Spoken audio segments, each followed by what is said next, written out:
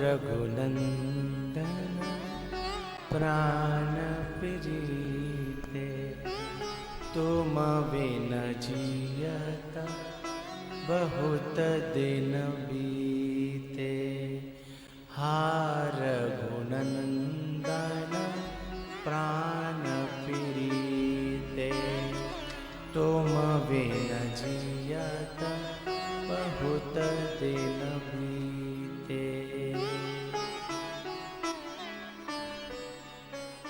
भैया भरत जी ने कहा, भैया आप जा रहे हो ना, बिल्कुल निसंकोच जाओ, मेरी चिंता मत करना, बिल्कुल भी चिंता मत करना। आप हमेशा मेरे साथ थे, मेरे साथ हैं और मेरे साथ रहेंगे। आप निश्चिंता से जाइए, पीछे की याद मत करना।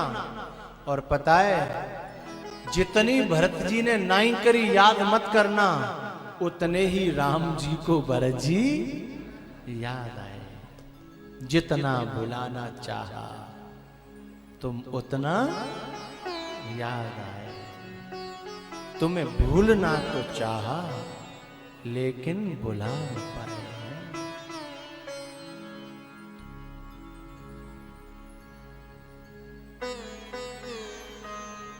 जिन्हें हम भूलना चाहें वो अक्सर याद आते हैं, ऐसे नहीं, अक्सर। जिन्हें हम भूलना चाहें वो अक्सर याद आते हैं।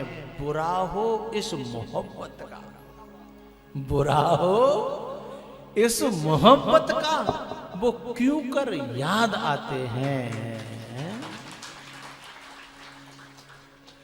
कह तो ये रहे थे भरत जी कि आप मेरी चिंता मत करना, मेरी याद मत करना, है?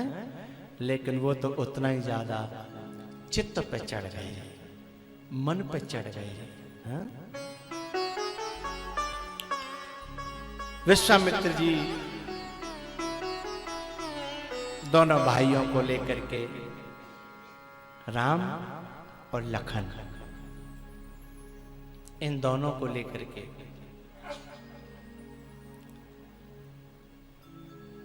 एक बात और कहने का मन हो रहा है यहां, कह ही दे, हो भी सो देखे जाएगी।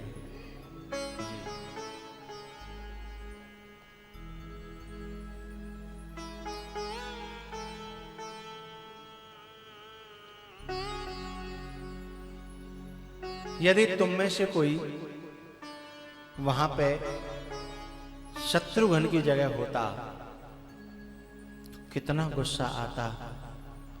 एक संग लेके चल दे और एक अते इशारे इशारे न पूछ लई, हमारी कोई गिनती नहीं है, हमारी कोई गिनती नहीं है। लेना जा रहे तो कोई बात नहीं, पर झूठे को कम से कम संतुष्टि के लिए बोलो बोलो पूछ तो ले, हैं? हम जावे की ना कह रहे, लेकिन कम से कम संतुष्टि के लिए। आज को तुम में से कोई शत्रुघ्न हो तो, छोटो हो तो ये तो कहता, लेकिन शत्रुघ्न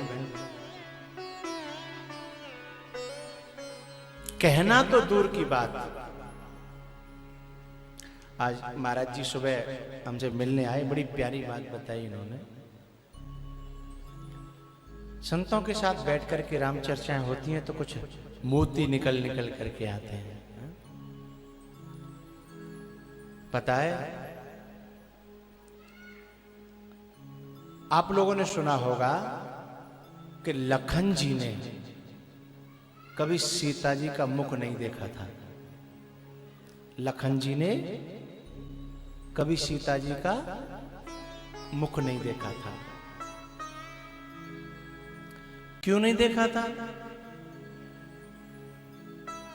वो बहुत सारी बातें हैं, लेकिन ये बात पता कब चली, जब सीता जी को खोजते खोजते राम लखन दोनों जा रहे थे और सुग्रीव ने वो आभूषण दिखाए। तो आभूषणों को लेकर के राम जी लखन से पूछ रहे थे अरे लखन देख देख ये कुंडल, अरे देखना ये जानकी के है ना। लखन की आंखों में आंसू आ गए। ना हम जाना केयूरे, ना हम जाना कुंडले,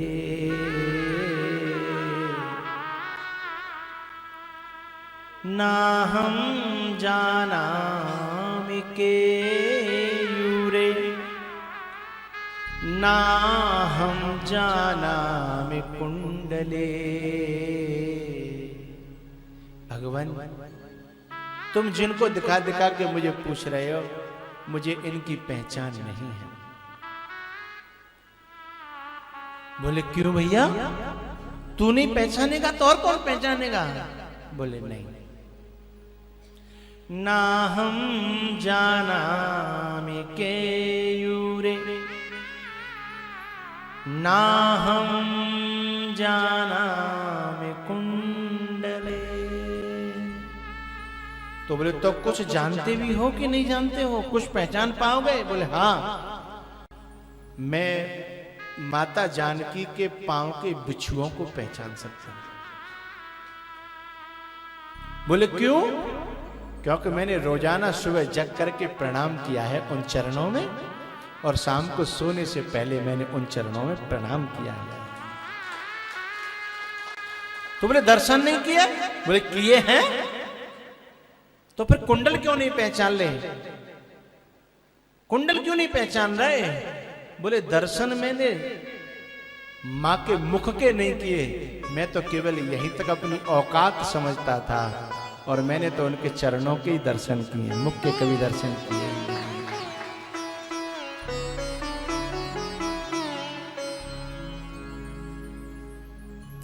ना हम जाना केयूरे, ना हम जाना कुंडले,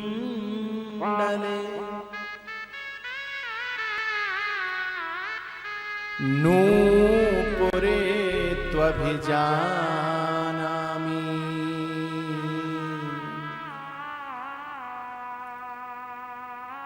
तुम इनको समझा के रखा करो, बार बार आना जाना अच्छा नहीं।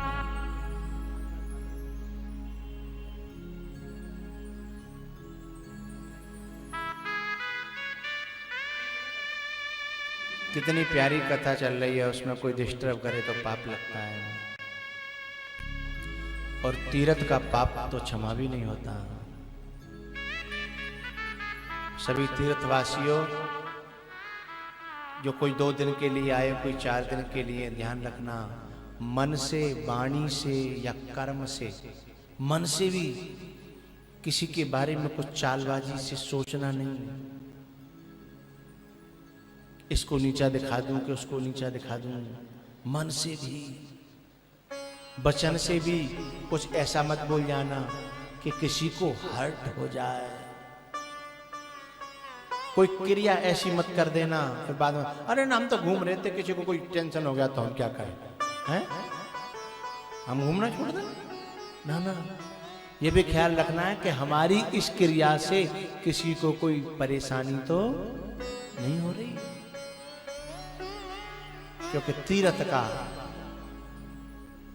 पुण्य भी हजारों गुना होता है और पाप भी हजारों गुना होता है। कष्ट सहन करना पर कष्ट देना नहीं। कष्ट सहन करोगे तो तप बनेगा, और कष्ट दोगे तो पाप बनेगा। जितना हो सहयोग करना है। आओ लौट करके क्या कह रहे थे हम? ना हम जाना केयूरे, ना हम जाना कुंडले,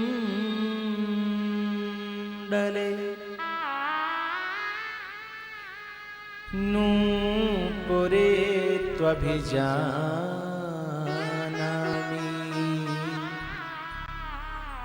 नित्यं पादाभिवन्दना।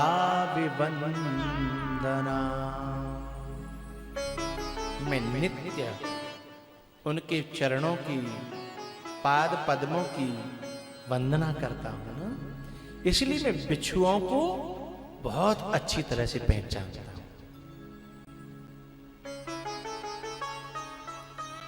राम जी ने कहा, लखन कोई बात नहीं, लेकिन इस बात को तो मैं यही स्टॉप कर रहा हूं, मैं बात तो दूसरी कहना चाहता हूं। लखन जी ने सीता जी का मुख नहीं देखा किसी मर्यादा के कारण, लेकिन अयोध्या में एक इंसान ऐसा भी था जिसने तो राम का ही मुख नहीं देखा पूरी जिंदगी भर। और ऐसा नहीं है कि कोई दुश्मन था, इतना बड़ा साधक, इतना बड़ा सेवक कि आप सोच नहीं पाओगे, उसका नाम शत्रुघ्न है।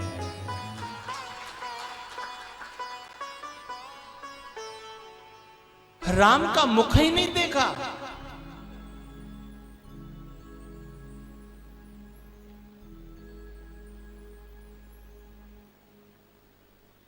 क्योंकि बड़ों से नजरें नहीं मिलाई जाती, वहां केवल नजरें झुकाई जाती हैं।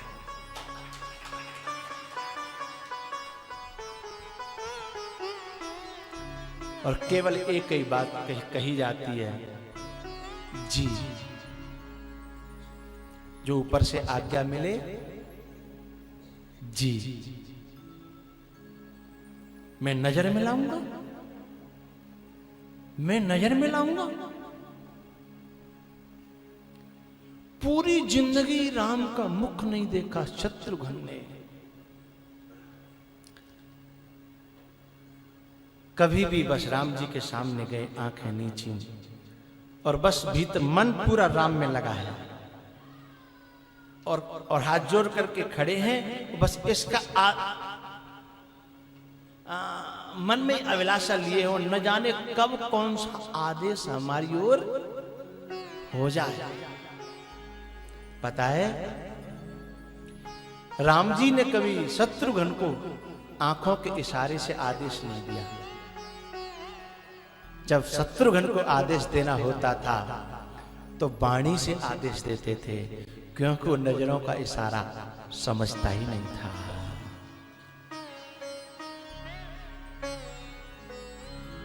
लखन सीता जी का मुख न देखे यहां तक तो ठीक लगता है, लेकिन कोई राम का मुख न देखे, जिनके मुख को देखने के लिए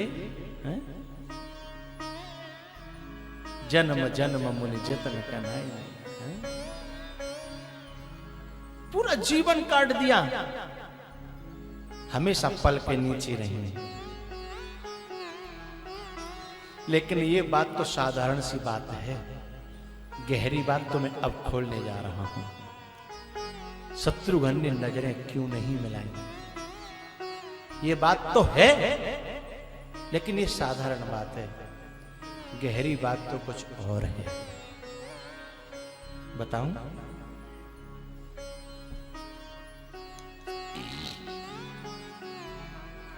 राम जी ने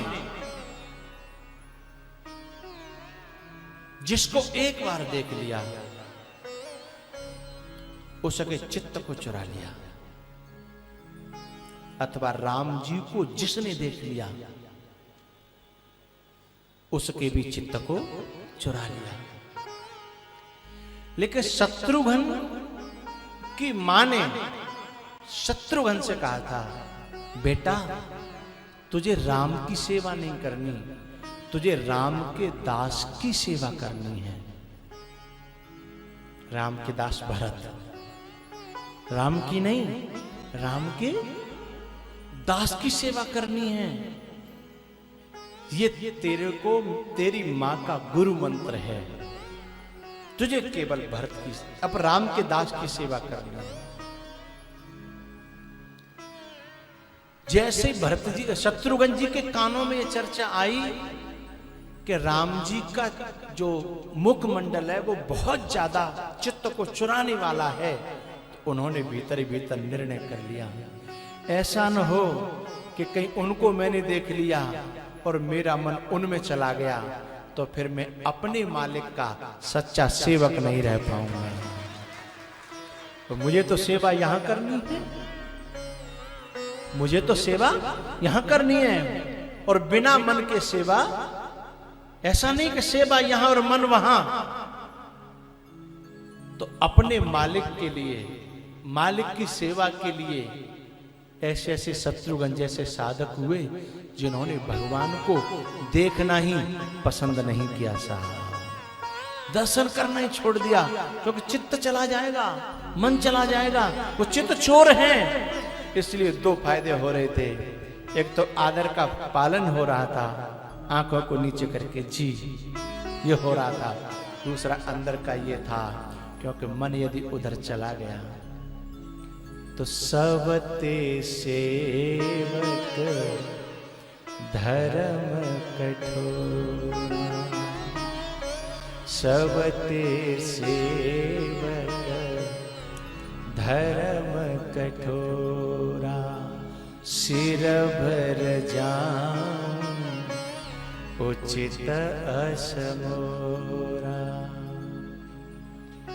हमारे शास्त्रों में नारी के लिए क्यों कहा गया, उत्तम के यश वस मन माही, सपने हुआन पुरुष जगनाही। जागरण की तो बात छोड़ो, सपने में भी कोई दूसरा ना आ जाए, चाहे उससे कितना भी बड़ा हो, चाहे अपने मालिक का ही मालिक क्यों न हो, हैं? अपने मालिक का ही मालिक क्यों न हो, लेकिन हमारे चित्त में ना आ जाए, नहीं तो सेवा का जो धर्म है ना वो खंडित हो जाएगा, वो नष्ट भ्रष्ट हो जाएगा। इसलिए ऐसा इंसान अयोध्या में पूरी जिंदगी रहा जिसने राम के मुख के दर्शन नहीं किए।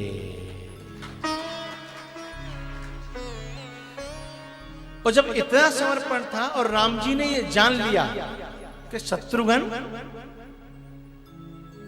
भरत का सेवक है और अनन्य सेवक है, इसलिए मुझे शत्रुघ्न से अलग से पूछने की जरूरत नहीं है।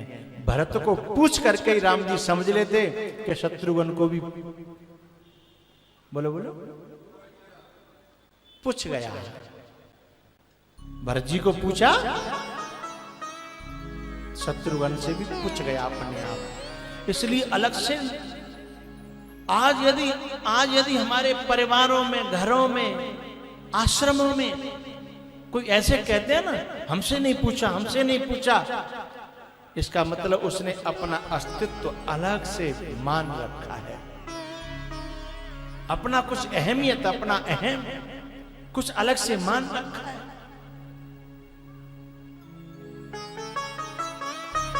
राम जी ने केवल भरत से ही इशारे से पूछा, भरत, और भरत ने इशारा कर दिया। शत्रुघ्न से इसलिए नहीं पूछा था। बात समझ में आ गई?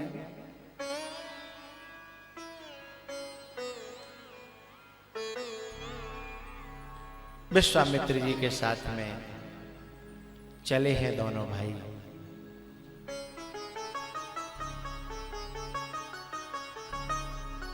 राम जी के भीतर भरत बैठ करके चल रहे हैं।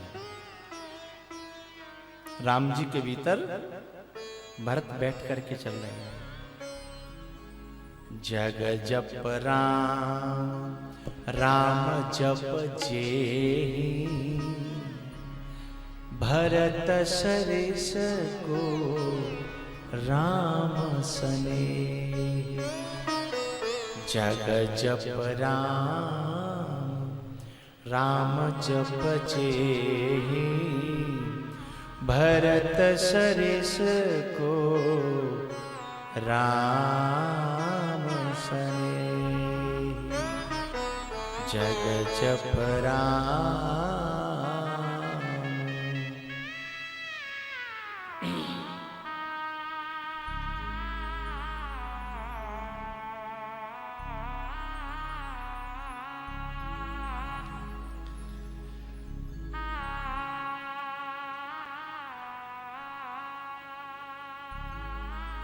है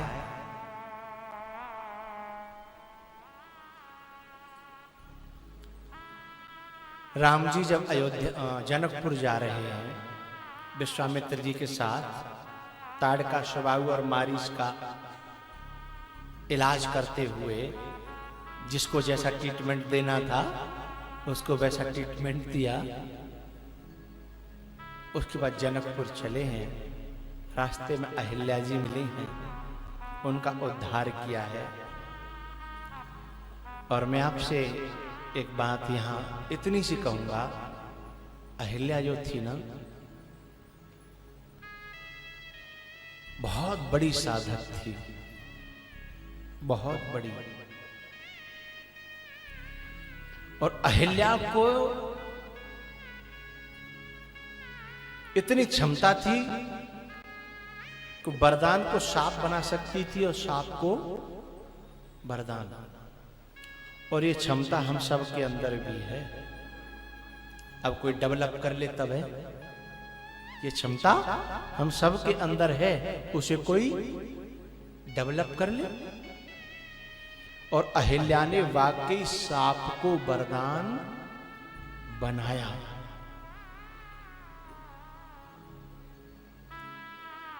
गौतम ऋषि ने साप दिया, अहिल्या पाषाणी हुई। और जब राम जी गए और राम जी की चरण धूल पाकर के फिर से चैतन्य बनी, तो वो ये नहीं कह रही कि उन्होंने तो मेरे साथ बहुत बुरा किया था, मेरे पति ने, लेकिन आपने आकर के मुझे बचा लिया। ऐसा नहीं कह रही। कोई और होती तो ऐसा कहती ना, उन्होंने तो मेरे साथ कसर नहीं छोड़ी, पर वो तो आप आ गए, मैं बच गई। ऐसा नहीं कह रही। क्या कह रही है?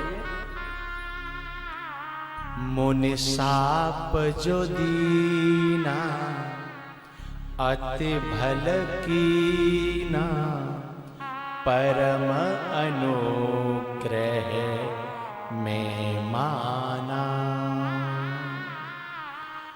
मुनि साप जो दीना, अति भल कीना, परम अनुग्रह में माना।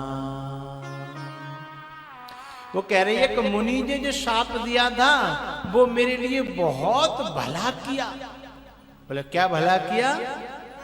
उसी शाप के कारण तो एक संत भगवंत को लेकर के मेरे पास स्वयं चल करके आ गए, मुझे कहीं जाना नहीं पड़ा।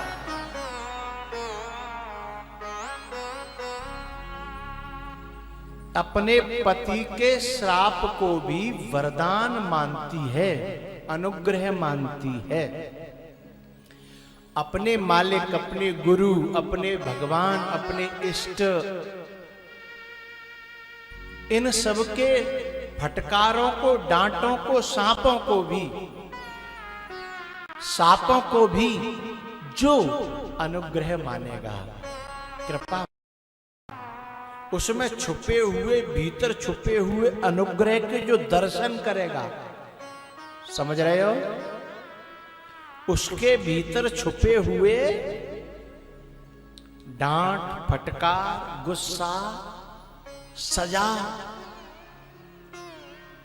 दंड, इन सब में छुपे हुए भीतर अनुग्रह को, प्रेम के जो दर्शन कर लेगा अहिल्या की तरह, उसको आकर के परमात्मा स्वयं अपना स्पर्श प्रदान करेंगे।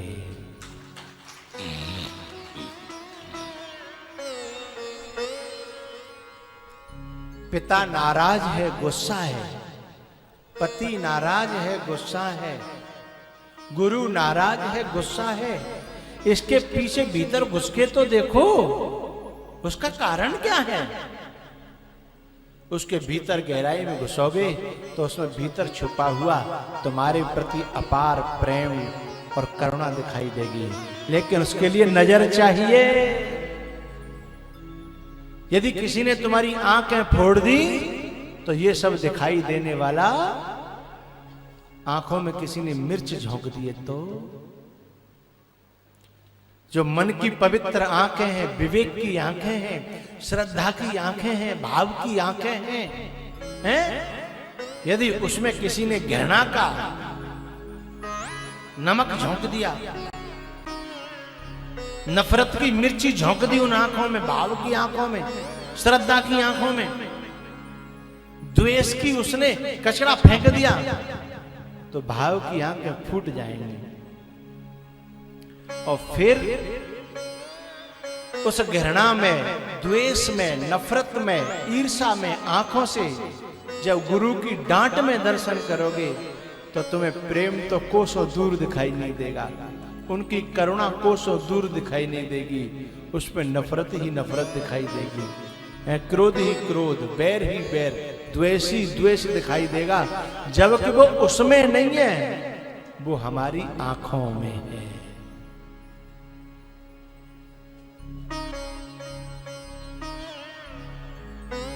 पता है, हम जब छोटे से थे तो आंखों में अंगुली लगा करके और चंद्रमा को देखते थे। तो मैंने देखिएगा आंख में अंगुली थी है, दो दो चंद्रमा है, कोई भी चीज दो दिखाई देती है, ऐसे कर नीचे करो ना तो है तो एक दिखाई देंगे। फिर हम तो इसको बहुत ज्यादा करते थे छोटेपन में। हम इस चक्कर में करते थे, इसमें ये देखते थे असली वाला कौन सा है, उन दोनों में असली वाला कौन सा है और नकली वाला कौन सा है। तो कैसे पता चलता था? जब धीमे धीमे उंगली को हटाते जाते थे तो असली वाला अपनी जगह पर रहता था और नकली वाला धीमे धीमे उसी में आकर के प्रवेश कर जाता था, हैं? तो जो मिट जाए वो नकली और जो स्थिर रह जाए वो असली। तो वो दो चंद्रमा थे नहीं, हमारी आंख में जो उंगली घुस रही थी ना, उसने हमको दो दिखाई दिए थे, हैं? ऐसे ही भैया तुम्हारी आंख में कोई उंगली नहीं कर दे और कहीं ऐसा नहीं हो कि तुम असली भूल जाओ और नकली चंद्रमा है।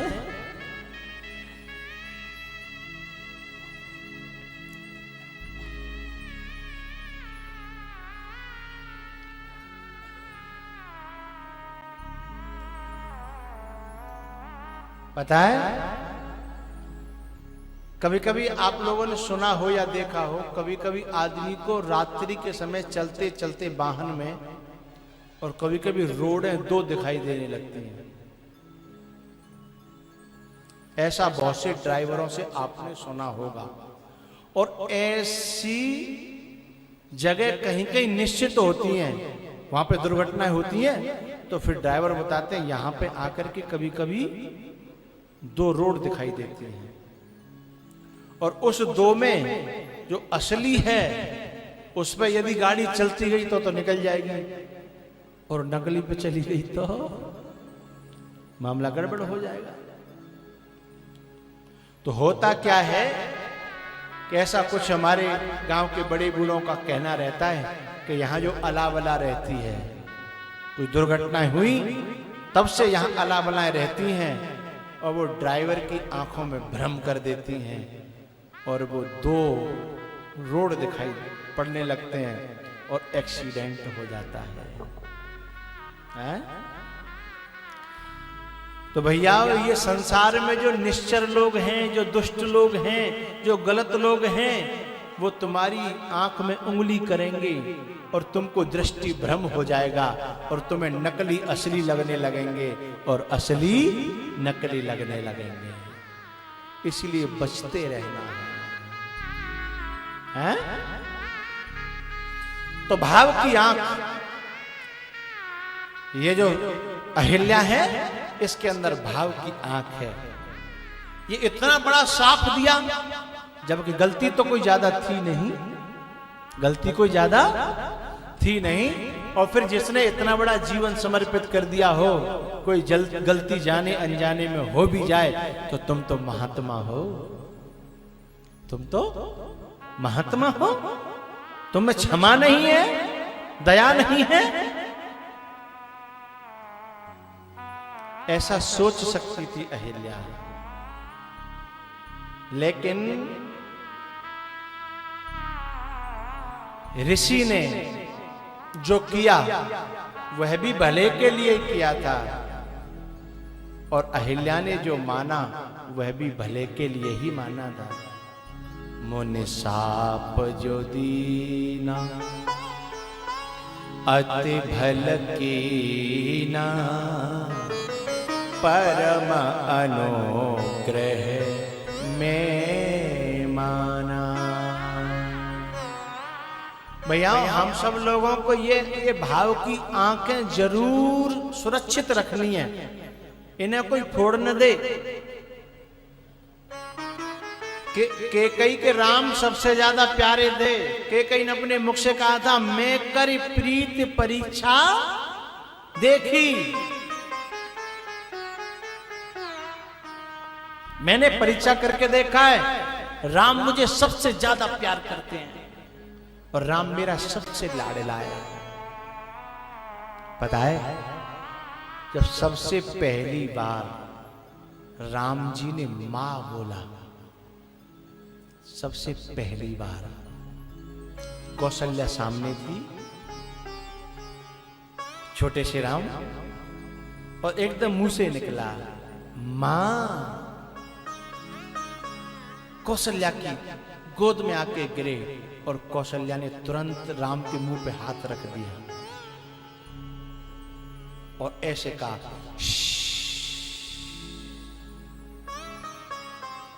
राम जी पूछने लगे क्या? कौशल्या जैसा त्यागी, कौशल्या जैसी त्यागिनी मां कहीं हो सकती है? उसने तुरंत मुंह पे उंगली करके कहा, राम जी ने पूछा क्या हुआ मां? मुझे मां मत कहना। बोले क्यों? बोले तेरी मां मैं नहीं हूं, तेरी मां वो है। केकई की तरफ इशारा कर दिया, तेरी मां वो है। उस दिन से गुरु मंत्र धारण कर लिया राम जी ने और अपनी मां केकई को मान लिया।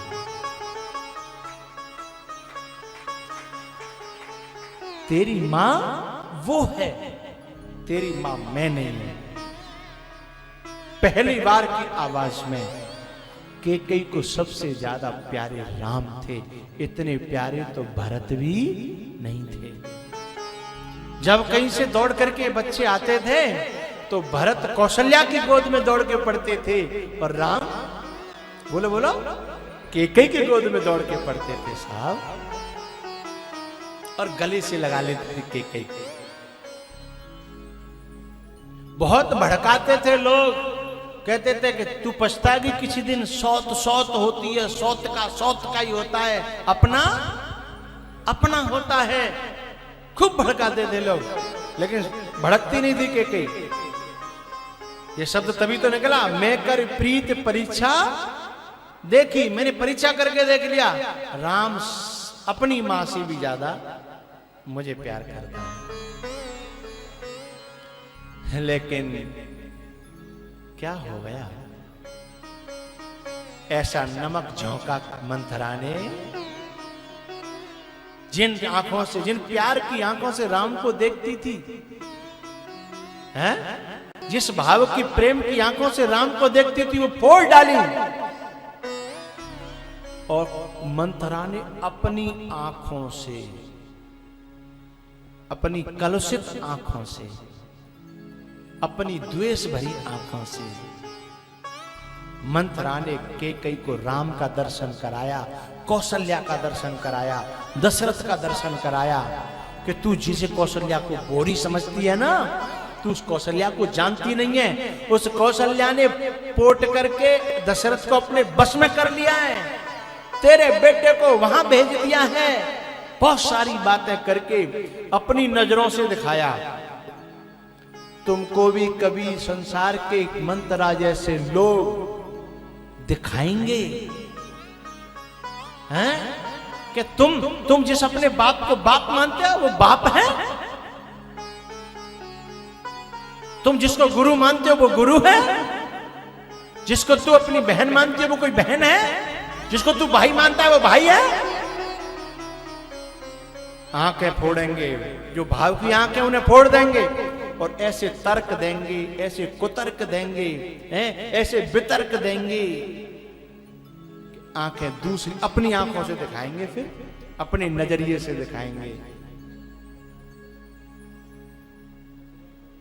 हाँ, जब इस प्रकार से जब जब जब उसकी आंखें फोड़ दी जाएंगी और अपनी नजर दे दी जाएगी तो नजर बदल जाती है ना। फिर कहते हैं अब तो नजर कुछ बदली सी लग रही है। और पता है जहां के लिए हम चले थे फिर वहां नहीं पहुंच पाते, फिर तो हम वहां पहुंचते हैं जहां वो पहुंचाना चाहता है।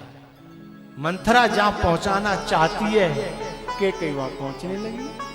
कोप भवन में जाना था, आनंद भवन में, क्योंकि राम राज्य होने वाला था, लेकिन उसने आंखों को ऐसा फोड़ा कि कोप भवन में पहुंचा दिया। के कई को कोप भवन में पहुंचा दिया और केवल घंटे 2 घंटे के लिए नहीं, जिंदगी भर के लिए है? मेरे अपने ही मुझे जहर पिलाने आए, जिंदगी भर के लिए मुझको सुलाने आए, मेरे अपने ही मुझे जहर पिलाने आए।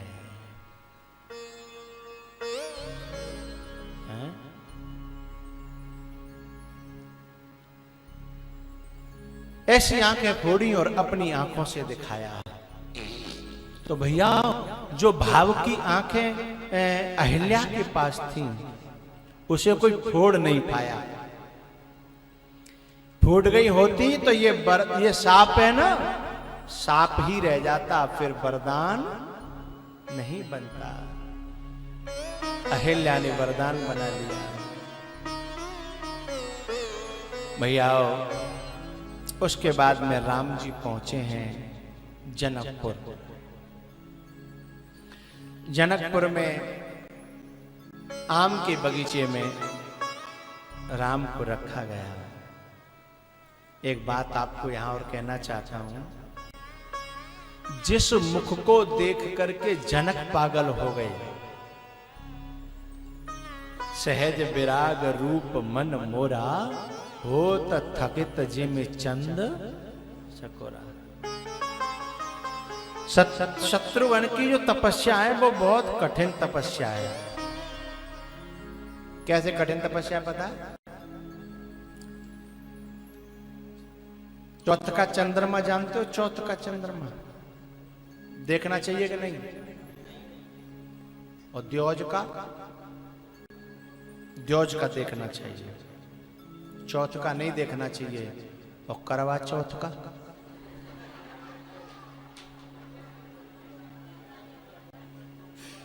इतना क्यों हंस रहे हो भाई?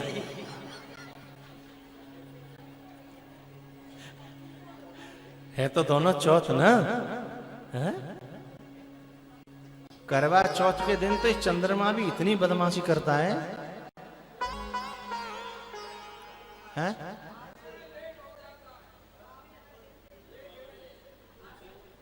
तुम्हें कैसे पता है?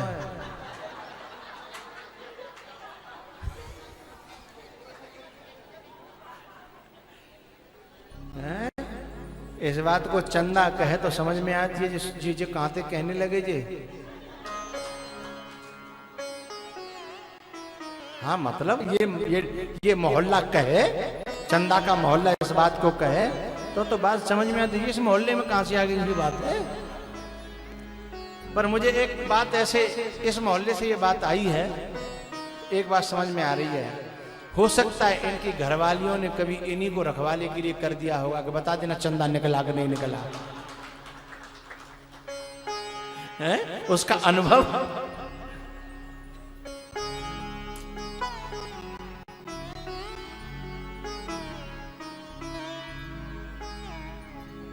चौथ का चंद्रमा जो होता है वो नहीं देखना चाहिए।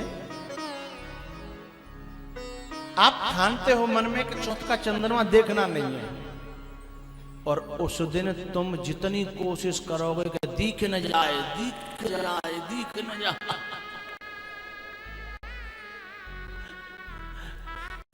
कितनी निगाह झुका के चलते हो हैं, दिख न जाए कहीं। और कभी कभी तो क्या लगता है वो बल्ब जल रहा था कहीं दिख तो ना, वो बल्ब हो कि चंद्रमा पता ही ना, फिर इसलिए नहीं देखते जो कुछ हो सो बने हो रहे हैं।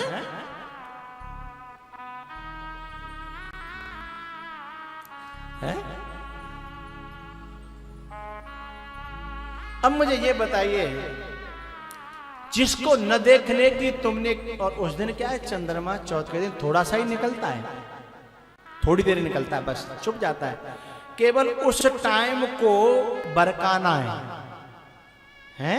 उतना टाइम ही तो बिना देखे काटना है, नजरें नीचे रखनी है धरती की तरफ।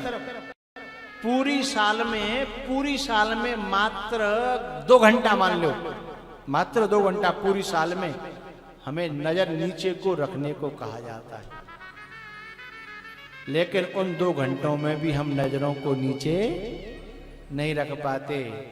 और शत्रुघ्न ने पूरी जीवन भर नजरों को नीचे ही रखा, जबकि रामचंद्र सामने था,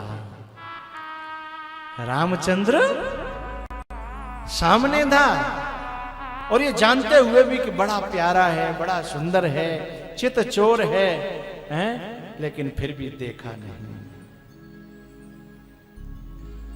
और शत्रुघ्न की तो बात छोड़ो, बेचारे शत्रुघ्न जनक जैसे मारे गए, जिनके रूप पे फंस गए, और फिर वो पलक हटाते ही नहीं है, झुकाना तो दूर, पलक झपकते ही नहीं है। और इतनी प्यारी वस्तु से इतना परहेज रख पाना। यहां डायबिटीज वाले लोग बैठे होंगे, उन्हें रसगुल्ले कितने प्यारे होते हैं, उन्हीं से जानो, उन्हीं से पूछो। रसगुल्ला कहीं दावत में चले जाएं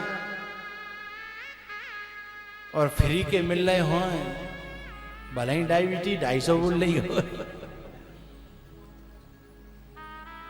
और फिर बगल वालों कहेगा तुमको डायबिटीज है, तुम रसगुल्ला, अरे कोई बात ना, डॉक्टर ने कह दिया ये गोली दे दी, 2 ज्यादा बड़े तो खा लेना है, 2 रसगुल्ले खाएंगे तो 1 गोली खा लेंगे। तो जिससे जो प्यारी चीज है और उसी से परहेज करना, कितना मुश्किल है ये दर्द सहन करना, कितना मुश्किल है ये दर्द सहन करना, तुम्ही को चाहना और तुम्ही से दूर रहना है, तुम्ही को चाहना और तुम्ही से दूर रहना। कैसा रहा होगा शत्रुघ्न को? तो बात का जनक जी महाराज जैसे राम जी को देखते हैं अपना आपा खो बैठे, इतने ज्ञानी, तो शत्रुघ्न ने अपने ऊपर संयम कैसे बता होगा, है? जनक जैसे फिसल गए।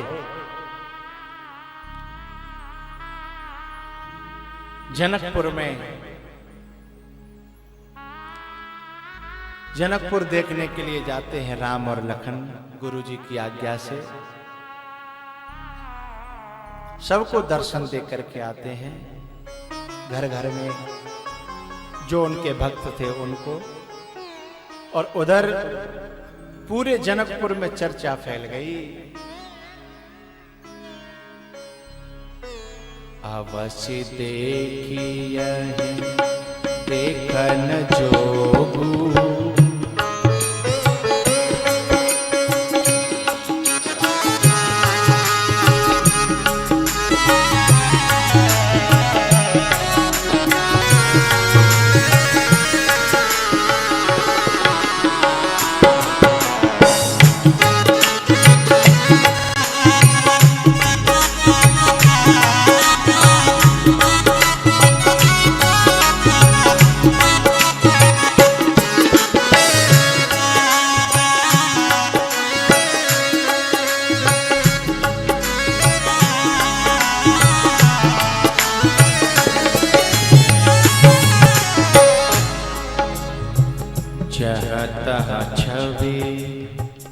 चाहता छवि पर नहीं सब लोग। ऐ चित्रकूट के निवासियों,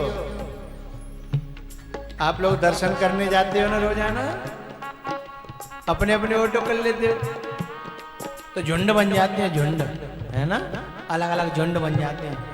फिर वो उतर के उधर झुंड बन जाता है, ऑटो में से उतर के झुंड बना लेते हैं अपने अपने। फिर झुंडों में अपनी अपनी चर्चा अलग अलग होती है ना। ऐसे ही जनकपुर में झुंड बन गए और उन झुंडों में, उन टोलियों में चर्चा हो रही है क्या? जह तह छवि पर नहीं सब लोग, अवश्य देखिए देखन जोगू।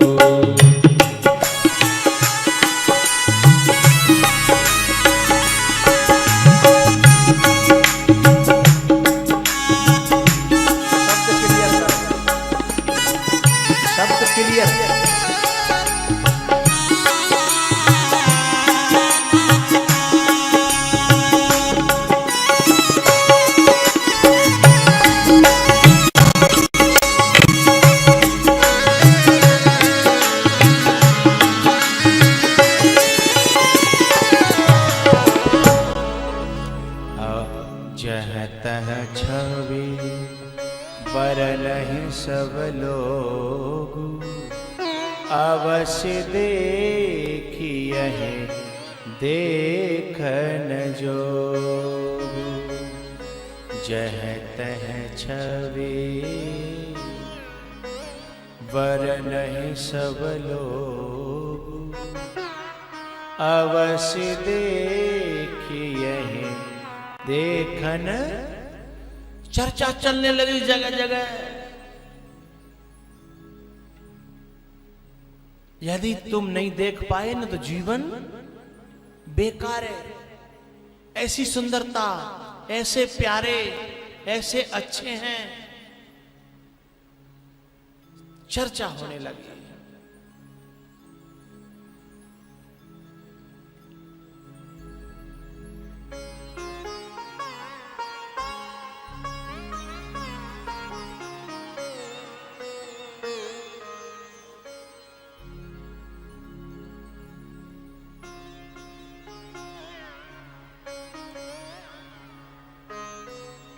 परमात्मा हो या महात्मा हो, इनमें एक आंतरिक सुंदरता होती है, सादगी की, साधुता की, निर्मलता की, मासूमियत की, भगवत प्रेम की, करुणा की सुंदरता बता रहा हूं।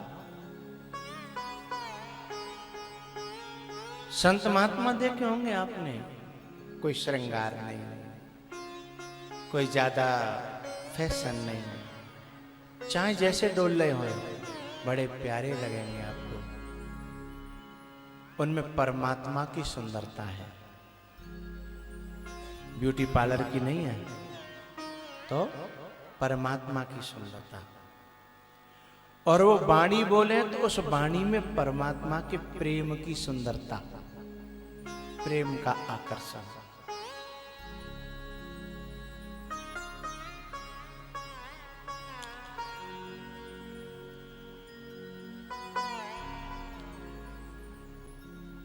साधु की वाणी से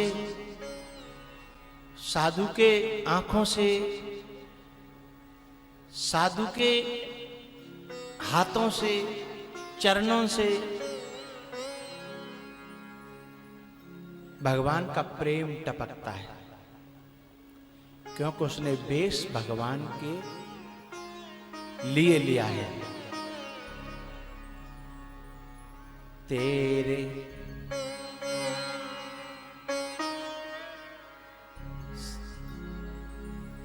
जोगन वेश बनाए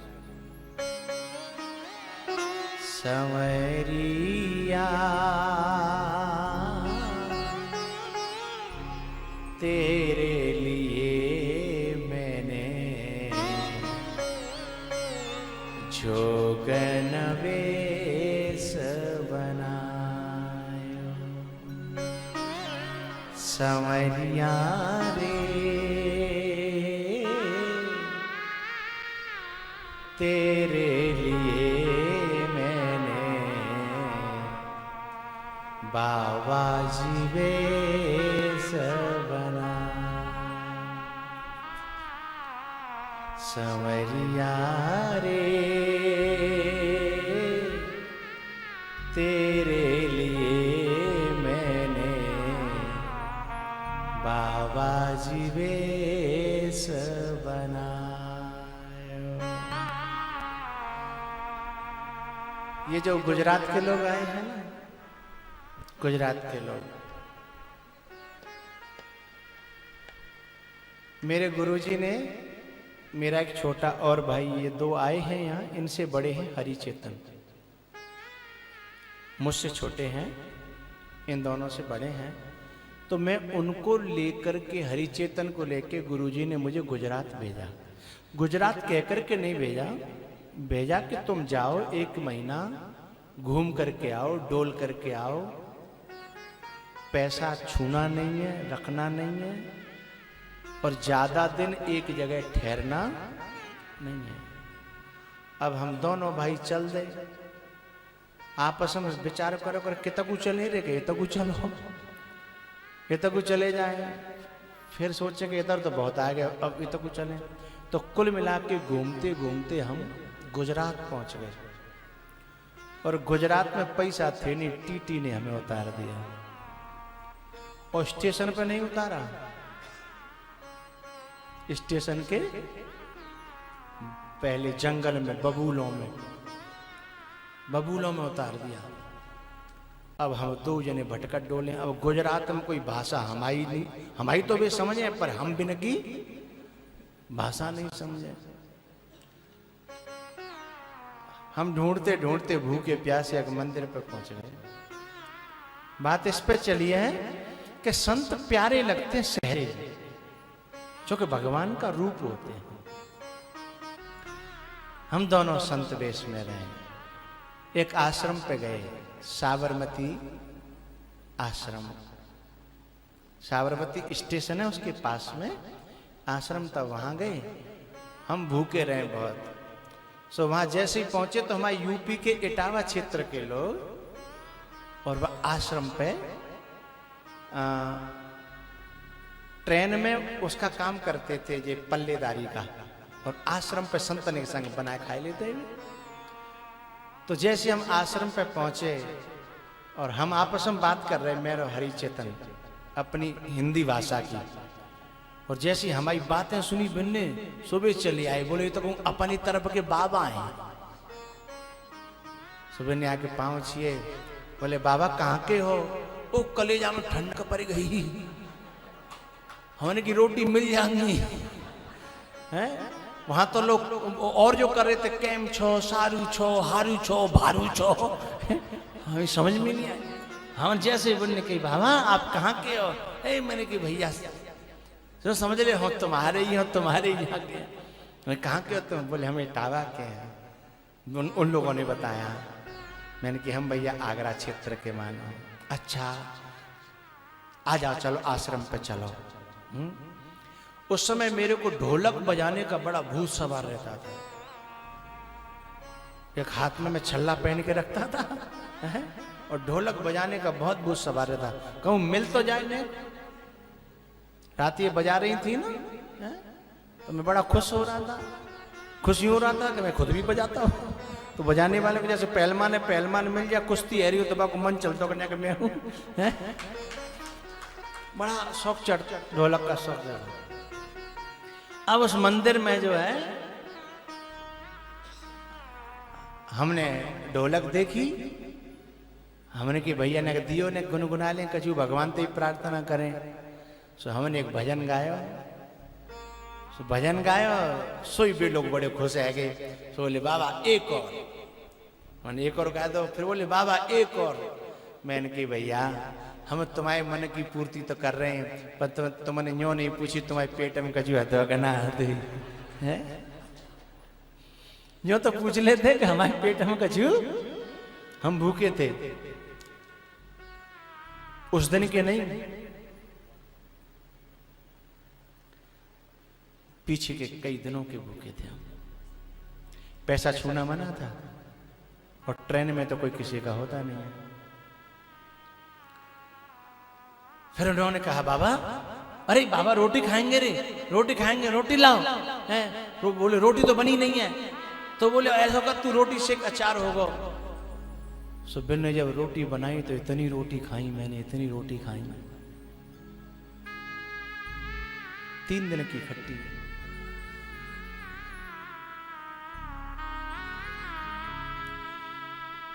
हम 2 दिन रुके। हरि चेतन मोते बोलो दादा अब मोह जान दो, आप लौट चलो, जा देश में हमारा गुजारो नहीं होगा। मोते वो मंदिर के लोग लिपट गए कि बाबा तुम ते हमारा मन लग रहा है, तुमसे हमारा मन लग रहा है। हमने कही हरि तू चला जा, इनका मन लग रहा है ना मुझसे। तो बोले कि हम बैठा देंगे तुमको, हम तुमको बैठा देंगे, तुम इन्हें छोड़ जाओ। हरि चेतन मुझे छोड़ करके अकेला छोड़ कर चला आया। फिर पता है उन लोगों में से मुझे एक स्वार्थी आदमी, और ये जो गुजरात के लोग जहां से आए हैं इनकी कॉलोनी में, वहां चाली कहते हैं, खोमा की चाली, फलानी चाली, फलाना नगर, विद्यानगर, चंदन नगर, इन सब इनके नगर में ले गया और एक मंदिर में मुझे छोड़ दिया। मुझे मेरी समझ में एक बात आ गई कि मेरी सहारा मेरा ढोलक है और कोई सहारा ना, और भगवान को कीर्तन। वहां भी मैं एक रात भूखा रहा। एक आदमी मुझे कच्चे दूध की थैली दे गया कि बाबा लो पी लेना। मैंने कि भैया कच्चा दूध कैसे पीऊंगा? बोले यहाँ गर्म करने को सामान नहीं, केवल कच्चा दूध पी लो। कच्चा दूध पी लिया। फिर दूसरे दिन जो लाया था वो तो चला गया अपनी ड्यूटी छोड़ करके, मंदिर में डेरा डाल गया। लेकिन पता है मैंने फिर एक ढोलक मंगाई और फिर मैंने गली में धरती पे बैठ के कीर्तन करे। ये सब गवाह हैं, ये लोग जो गुजरात के आए हैं। धरती में बैठ के मैंने कीर्तन किया और ये निकल निकल के घरों में से आए। मोते थोड़ी पहले तो दूर दूर बैठे रहे, दूर दूर, फिर ये नजदीक आए। फिर तब मेरा भोजन पानी शुरू हुआ। मैं कहना एक बात चाहता हूं, फिर इनमें तो जो सुन सुन के गए, फिर इनसे इन्होंने जाके दूसरों से कहा एक बाबा आए हैं, बड़ी अच्छे कीर्तन करते हैं, बड़ी अच्छी ढोलक बजाते हैं, बड़ी अच्छी ढोलक बजाते हैं, अच्छा कीर्तन करते हैं। तो दूसरे सुन करके फिर ये सब सुन सुन के जो यहाँ आए हैं ना, ये सब सुन सुन के आए, पहली बार में नहीं आए ये लोग। जब इन लोगों ने जाकर के वहां और लोगों ने इनके यहाँ जाके कहा कि ऐसे ऐसे हैं, ये लोग आ गए। फिर जो ले जाने वाले थे वो चले गए मेरे जीवन से, और ये लोग मेरे जीवन में जुड़े के जुड़े रह गए और आज चित्रकूट तक मेरा संग दे रहे हैं। बात चल रही थी कि भगवान का जो बेस बनाता है ना, भगवान का बेस, थोड़ी सी कठिनाइयां तो आती हैं, पर संसार का प्यार बहुत मिलता है, प्यार भी बहुत मिलता है। फिर इनके मोहल्ले में, इनकी चाली में मैं 15 दिन रहा, बुखार में भी रहा, बुखार आता रहा, दवाई लेता रहा। अब तो रोजाना कीर्तन हो, लेकिन अब गली में बैठ के धरती पे नहीं, अब तो तख्त सजन लगे हैं। बुखार आता तो अपने माथे पर गीला कपड़ा रख करके, वहां फोटो भी है भी गुजरात में, माथे पे गीला कपड़ा रखा है। लेकिन मैं सत्संग, मेरा मन ऐसा होता था कीर्तन तो करना है, सत्संग तो करना है। गीला कपड़ा करके रख लिया और चल दिए। फिर मुझे 15 दिन बाद वहां से इन्होंने ट्रेन में बिठाया। फिर मैं गुरुजी के पास आया। फिर इन लोगों ने मेरे नाम से चंदा इकट्ठा करके एक मेरे लिए वहां कुटिया, उसी जगह पे जहां मैं छोड़ा गया था। आज तो के 3-4 मंजिल हो गई होगी, 4 मंजिल है। 4 मंजिल ऊपर है और 1 मंजिल नीचे तलघर में है।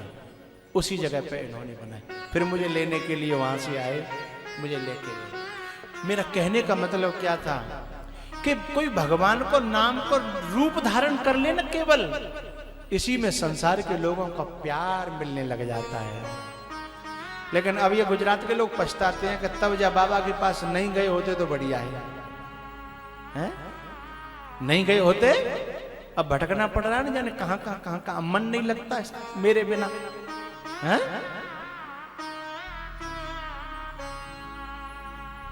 भैया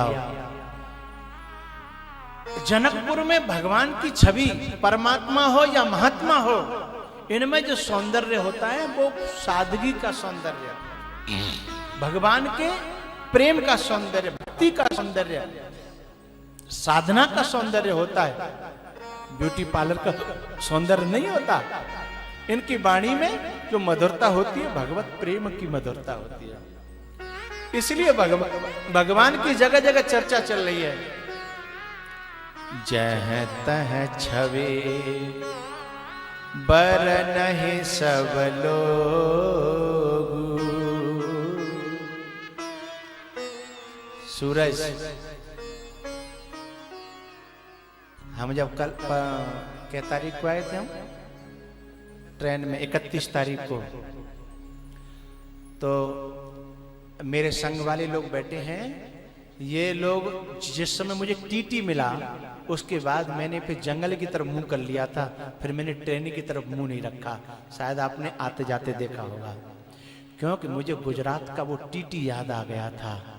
एक टीटी ने मुझे उतारा था और एक टीटी आज मेरे पांव छू करके कह रहा है कि चित्रकूट की जितनी सवारी होए वो ये कह दे मुझसे कि चित्रकूट जा रहे हैं। हम उनसे पूछेंगे ही नहीं टिकट है या नहीं है। उस टीटी ने ये कहा था कि हम पूछेंगे ही नहीं, वो ये कह दे कि हम चित्रकूट वाले हैं, चाहे टिकट हो या न हो। तो फिर मुझे वो दिन याद आने लगे, तो फिर मैंने ट्रेन से मुंह फेर लिया। एक बार ये मेरे ग्वालियर के भक्त कह भी रहे थे कि बताओ गुरुजी बैठे यहाँ और हमारी तरफ पीठ कर ली है, पर गुरुजी कहाँ खो गए हैं ये तुमको क्या पता है?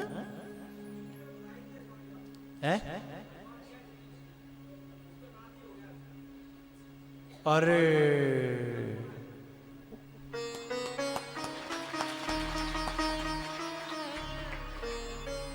टीटी का फोन आया है इनके पास में कि चित्रकूट वाले साधकों के दर्शन किए मैंने और मेरे घर में एक पुत्र रतन पैदा हो गया है उनके दर्शन करके। हैं?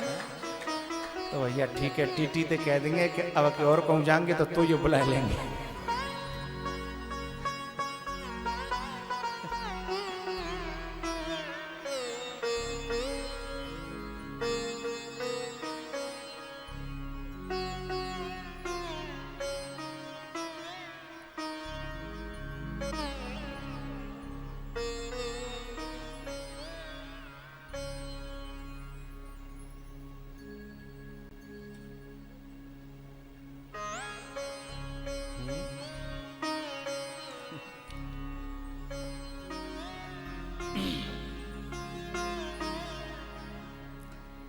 हर श्वास में हो सुमिरन तेरा, यूं बीत जाए जीवन मेरा।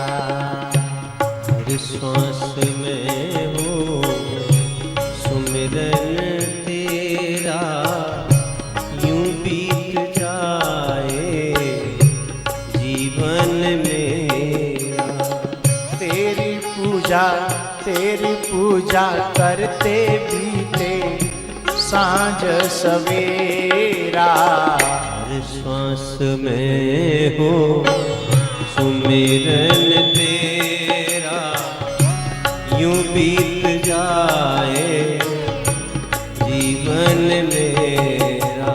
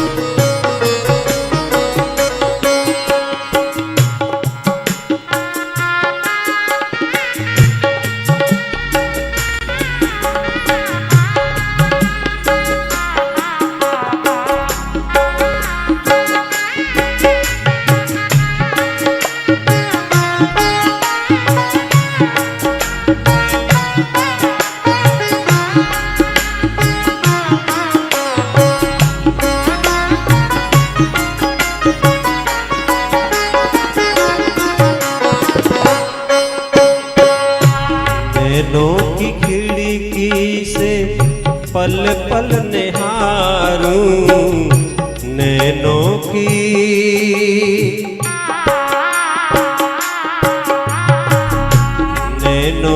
खिड़की से पल पल निहारूं।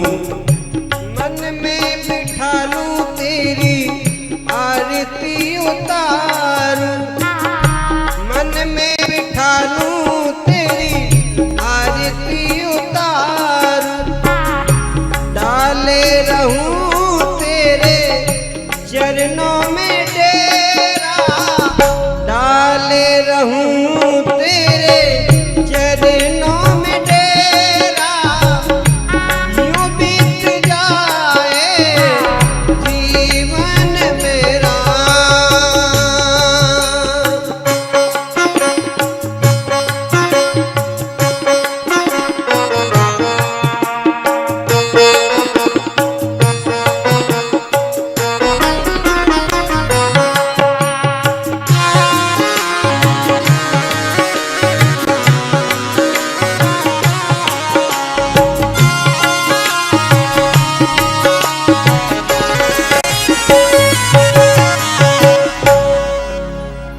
श्वास में हो सुमिरन तेरा, यूं बीत जा